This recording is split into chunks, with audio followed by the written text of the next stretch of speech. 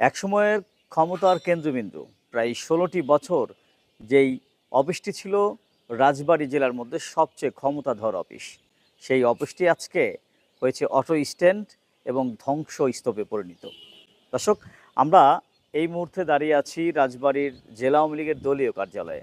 আপনারা দেখতে পাচ্ছেন যে এই যে দলীয় কার্যালয়ে যে ৫ আগস্টে যেই গণ অভ্যুত্থান হয়েছিল, যেই ৫ আগস্টে গণ অভ্যুত্থানের মধ্য দিয়ে কিন্তু শেখ হাসিনা বাংলাদেশ আওয়ামী লীগের যে সভানেত্রী এবং সাবেক প্রধানমন্ত্রী এবং যিনি স্বৈরাচারের তকমা গায়ে লাগিয়ে পালিয়ে গিয়েছেন ভারতে, তারপর থেকেই যে ৫ আগস্টে যে ঘটনাটি ঘটেছে এবং দেখতে পাচ্ছেন আপনারা এই আওয়ামী লীগ অফিসটি একটা সময় যেখানে বিভিন্ন দলের নেতা কর্মীরা কিন্তু এবং আওয়ামী লীগের নেতাকর্মীদের পদচারণায় কিন্তু মুখরিত ছিল এই আওয়ামী লীগ দলীয় কার্যালয়টি। আজকে সেই দলীয় কার্যালয়টি কিন্তু দেখতে পাচ্ছেন এখানে বাঁশের মানে কি বলবো, এখানে কাঠ দিয়ে এবং এখানে যে বস্তা দিয়ে কিন্তু দুটি দরজা আটকে রাখা হয়েছে এবং এই যে ভিতরে আপনারা দেখতে পাচ্ছেন একটি কক্ষরও কিন্তু মানে একটি রুমেরও কিন্তু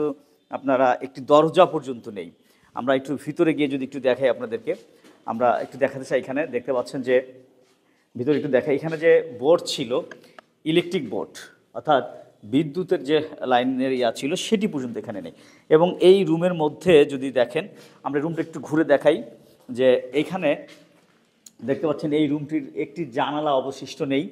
এই রুমটি একেবারেই মনে হচ্ছে এখানে অনেক বছর এই রুমটিতে কেউ আসেন না বা এই রুমটি পরিত্যক্তভাবে পড়ে আছে এবং প্রত্যেকটি রুমের সঙ্গে যে জানালা ছিল, দরজা ছিল, কিছুই কিন্তু অবশিষ্ট নেই।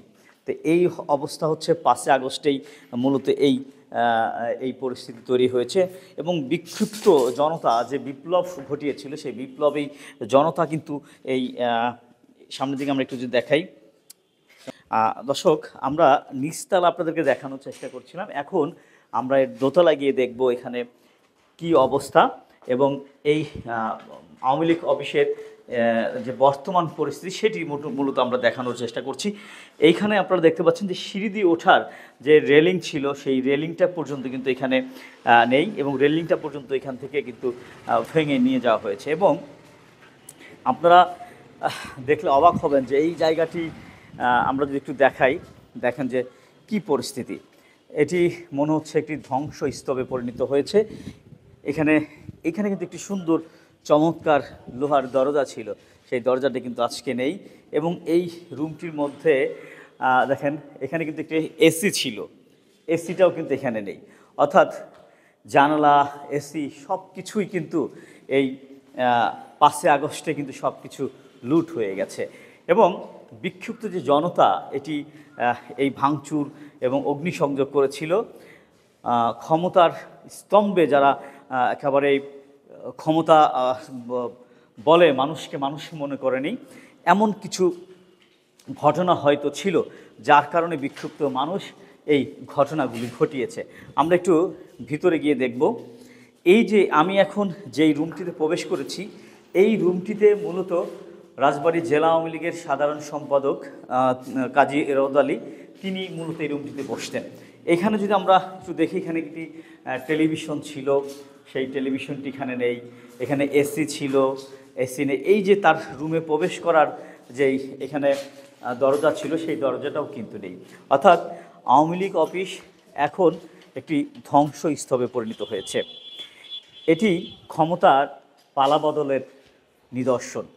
অর্থাৎ ক্ষমতা কারোই চিরকাল থাকে না, ক্ষমতা এভাবেই একসময় হারাতে হয়। কিন্তু রাজনৈতিক নেতাদের একটি জিনিস মাথায় রাখা উচিত যে ক্ষমতা হারালেই কেন তাকে পালিয়ে যেতে হবে, ক্ষমতা হারালেই কেন তার বাড়িঘর, তার অফিস পোড়াতে হবে। অর্থাৎ এই ধরনের কর্মকাণ্ড থেকে অবশ্যই রাজনৈতিক নেতাদেরকে এ থেকেই শিক্ষা নিতে হবে, যাতে পরবর্তীতে কোনো রাজনৈতিক নেতাকে এভাবে অফিস ছেড়ে, বাড়ি ছেড়ে পালাতে না হয়। অর্থাৎ রাজবাড়িতে আমরা যদি এখন বলি আওয়ামী লীগ অফিসে একটি বাতি দেওয়ার মতো কিন্তু লোক নেই। অর্থাৎ ছাত্রলীগ, যুবলীগ বা আওয়ামী লীগের অনেক অঙ্গ সংগঠন ছিল, কিন্তু এখন আর কাউকেই এই আওয়ামী লীগ অফিসের আশেপাশে দেখা যায় না। এই পর্যন্ত ৫ আগস্টের পর থেকে এই পর্যন্ত আওয়ামী লীগের কোনো নেতাকর্মী এই অফিসটির আশেপাশেও কাউকেই দেখা যায়নি। এটাই হচ্ছে ক্ষমতার পালাবদলের নিদর্শন। অর্থাৎ এই থেকে রাজনৈতিক নেতারা শিক্ষা নেবেন, যাতে ভবিষ্যতে যারা রাজনীতি করবেন এবং ভবিষ্যতে যারা নেতৃত্ব দিবেন তারা যেন এভাবে 5ই আগস্টের মতো ঘটনার শিকার না হয়। রাজবাড়ীর জেলা আওয়ামী লীগের দলীয় কার্যালয়ের সর্বশেষ যে পরিস্থিতি সেটি দেখানোর চেষ্টা করছিলাম। কোথাও আওয়ামী লীগের কাউকেই দেখা যাচ্ছে না 5ই আগস্টের পর থেকে। তো এই ছিল রাজবাড়ী থেকে জেলা আওয়ামী লীগের দলীয় কার্যালয়ের বর্তমান পরিস্থিতি। খন্দকার রবিউল ইসলাম, গ্লোবাল টেলিভিশন, রাজবাড়ী।